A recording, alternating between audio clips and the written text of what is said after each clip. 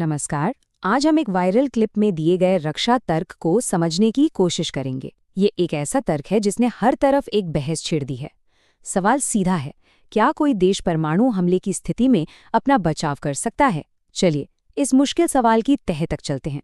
तो जिस क्लिप की हम आज बात कर रहे हैं ना, वो सीधा आज की दुनिया के सबसे बड़े डर को छूती है।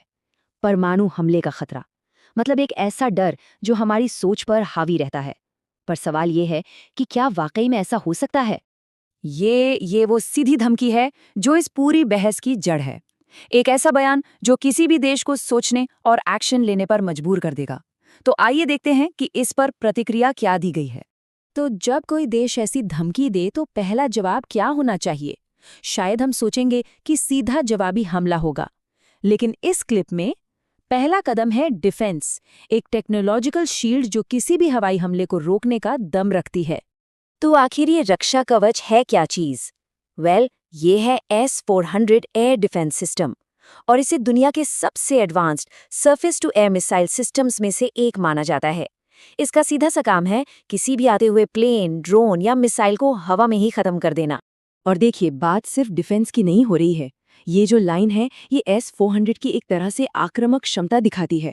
मतलब दुश्मन के विमान को टेक ऑफ करने से पहले ही तबाह करने की काबिलियत। ये एक ऐसा दावा है जो पूरा गेम ही बदल सकता है। और उस दावे का आधार है ये नंबर 400 किलोमीटर। जी हाँ, ये S-400 की असरदार रेंज है। इसका मतलब है कि ये अपने टारगेट को बहुत बहुत दूर से ही निशाना बना सकती है, इससे पहले कि वो कोई खतरा बन पाए। तो ये काम कैसे करता है? बहुत सिंपल है। जैसे ही दुश्मन का विमान उड़ता है, S-400 उसे फौरन डिटेक्ट कर लेता है और फिर एक काउंटर मिसाइल उस खतरे को हवा में ही खत्म कर देती है। मतलब एक बहुत ही तेज और सटीक प्रक्रिया। अच्छा, लेकिन सोचिए, अगर दुश्मन एक विमान न भेजे बल्कि एक साथ 130 मिसाइलें दाग दे तो क्या S-400 इतने बड़े हमले को भी रोक सकता है? चलिए देखते हैं क्लिप में इस मुश्किल सवाल का क्या जवाब दिया गया है। अब वीडियो एक ऐसे सिनेरियो की बात करता है जो सच में किसी बुरे सपने जैसा है। 130 परमाणु हथियारों का एक साथ हमला। ये एक ऐसा अटैक है जो किसी भी देश की कमर तोड़ सकता है। और इस खतरे का जवाब वीडियो एक सवाल से देता है, पूरा एशिया उड़ाना है क्या रे?